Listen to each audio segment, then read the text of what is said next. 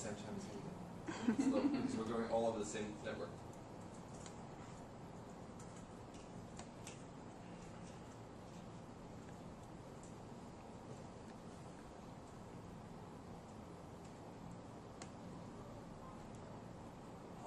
I'm going to do the Spain. Is it slow for everybody else? Yeah. So a bunch of us are not So, here, so they're slow too. Yeah. So I just went through any video, and the embed code is over here, and I'm going to uncheck include related videos, and I'm just going to, all I'm going to do is copy the embed code. No, they're slow.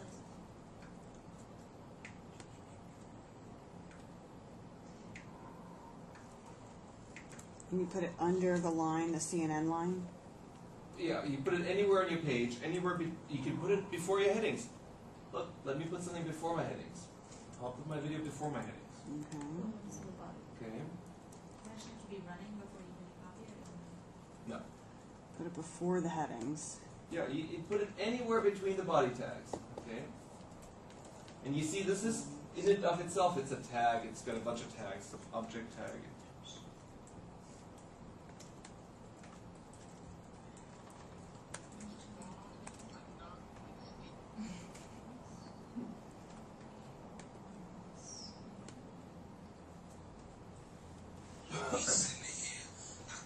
Mine didn't come up. Well, it's slow because It's loading. we're all going over this one little router here. So it'll appear. It'll appear. You can see like it's stuck, right? Mine is stuck. It's transferring data from YouTube image, but it's, and if you get stuck, you can try to refresh, give yourself some priority over the other people.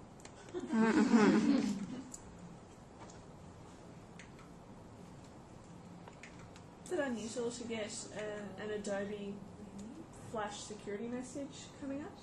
I got one too. You getting an Adobe Flash message? Yeah. What are we trying to download? What kind of video are you putting up there?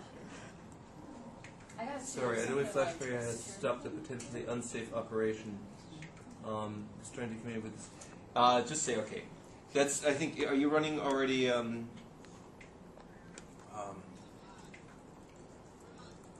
Oh, yours just appeared. There it is.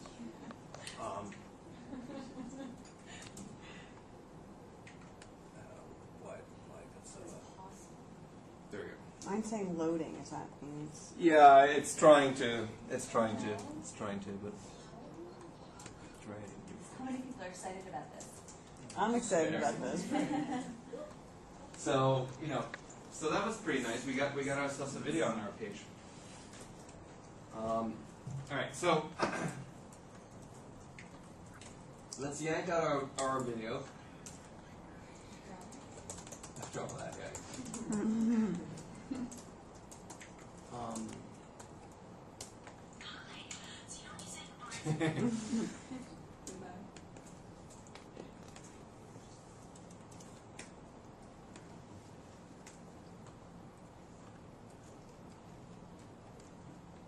For any, I'm doing the split page. It's really helpful. So I don't know if everybody's doing that.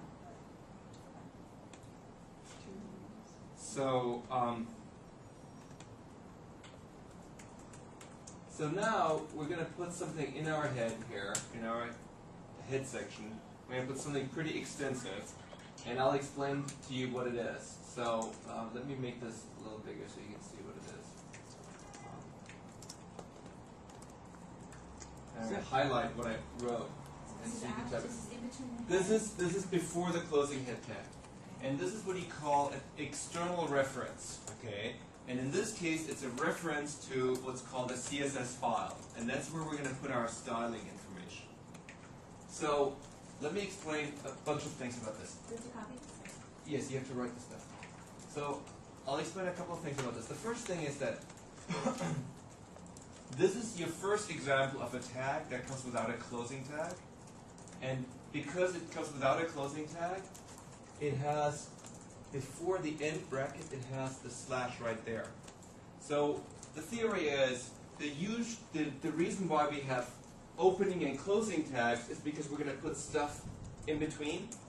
There are a lot of tags where you don't ever put anything in between, and so people were like, well, if we're never going to put anything in between, why do we have to write the opening and the closing? That's kind of lame. Why don't we just shortcut that and put that slash right here, and then we're done with it? So any tags that we're going to put stuff in between, whether it's the HTML tag, the body tag, the head tag, we're going to have an opening and a closing tag. Anything that's a tag that's has a whole bunch of information for the browser, but we're not going to put any information between opening and closing. It has its own closing right at the end of the tag. Now, this tag has 3 different attributes. And you see, this is how an attribute works. Each attribute has a name and a value. And it's always name equals value. Name equals value. Name equals value. Each of these attributes tells the browser something. So the first attribute says, this is it's a link, and it's a link to a style sheet, okay? And the type of the style sheet is CSS. This is the standard. All the style sheets on the internet today are CSS, but because they make these standards so that they are extensible and future-proof and whatnot, you have to include a type here. Your browser actually is not going to break if you don't include it, but it's good form to include it. And then href is the same href that we saw earlier in the A when we created a link. It stands actually for hypertext reference. And the value of a hypertext reference is a URL. Now, Is that purposely on the next line? no, that's just because I Okay. have the font huge. Right. But I should point out, it doesn't matter. I could put it on the next line, it wouldn't break anything. The browser ignores all of those things, okay? So, could easily put it on the next line if I wanted to.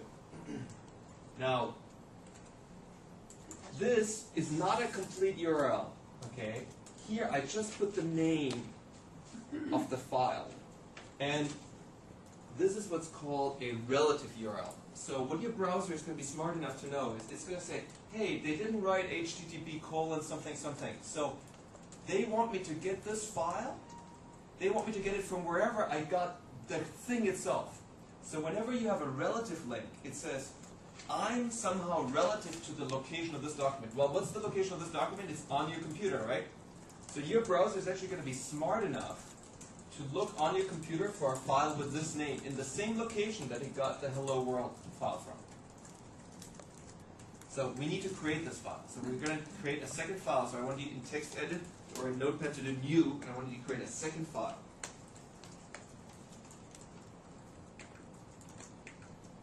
I'm going to create a new file here. How did you blank out the other stuff? Format. Oh, if it shows up looking like this, hang on. Plain text, got it. If it shows up looking like this with all the extra crud on top, you go and do turn it into plain text like this. Now, here's what we're going to do. We're going to write